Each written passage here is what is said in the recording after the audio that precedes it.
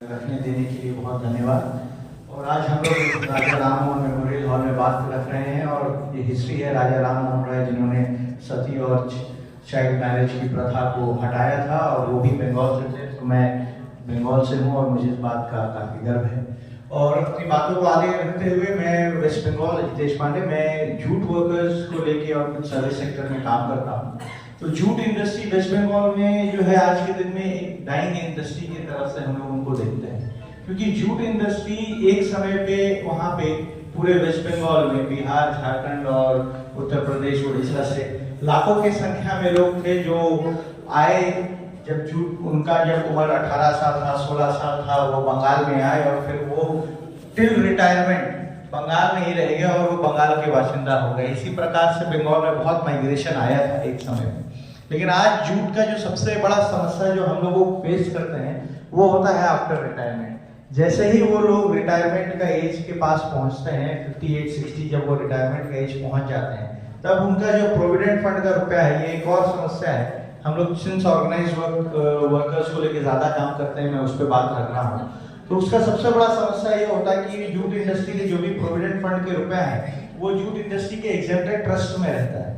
तो जब भी वर्कर रिटायर होता है और वो अपना घर जाना चाहता है तो मालिक बोलता है कि ठीक है, आप और 2 साल काम करो, हम लोग आपको आपका पैसा दे रहे हैं, हम लोग आपको आपका ग्रेचुटी दे रहे हैं। करते करते वो वर्कर 70 साल का हो जाता है, वो मर जाता है वहीं पे। ना उसको प्रोविडेंट फंड का पैसा मिलता है, ना उसको ग्रेचुटी का पैसा मिलता है। अब उसके जो डिपेंडेंट्स है वो गांव में रहते हैं।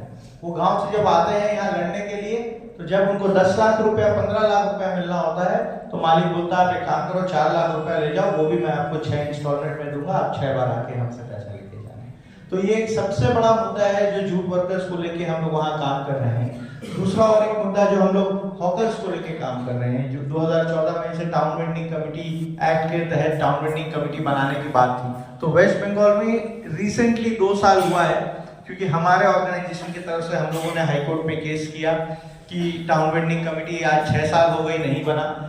डिवीजन बेंच गए, डिवीजन बेंच में हम लोग जीते। उसके बाद हम लोग ने कंटेम्प्ट भी फाइल किया, तब जाके कोर्ट बाद होके गवर्नमेंट ने एक टाउन वेंडिंग कमेटी बनाया और बना के हमारे ही ऑर्गेनाइजेशन को उससे बाहर कर दिया, हमारे ही ऑर्गेनाइजेशन को उससे बाहर कर दिया। तो और एक हॉकर्स जो मेन स्ट्रीम हॉकर्स है, लेकिन हम लोग और एक जिनको लेके काम करते हैं वो रेलवे हॉकर्स है। रेलवे हॉकर्स के बारे में कहीं कोई बात नहीं होती।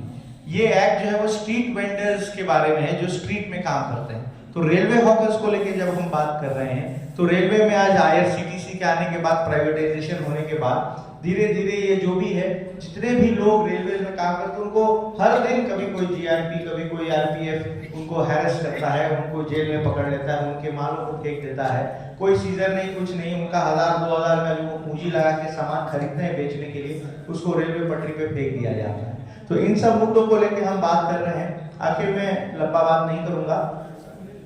और एक बात, कोविड के समय हम लोगों को ये पता चला, वेस्ट बंगाल पहले एक ऐसा स्टेट हुआ करता था जहां माइग्रेंट वर्कर्स आते थे बहुत लार्ज नंबर्स में। बट कोविड के बाद हमने ये रियलाइज किया कि कोविड के समय हम लोगों को काफी डिस्ट्रेस कॉल आए, और वो स्पेसिफिक 3-4 डिस्ट्रिक्ट है वेस्ट बंगाल के, मुर्शिदाबाद, मालदा और उस तरफ के डिस्ट्रिक्ट हैं, जहां से लोग वेस्ट बंगाल से बाहर जा रहे हैं।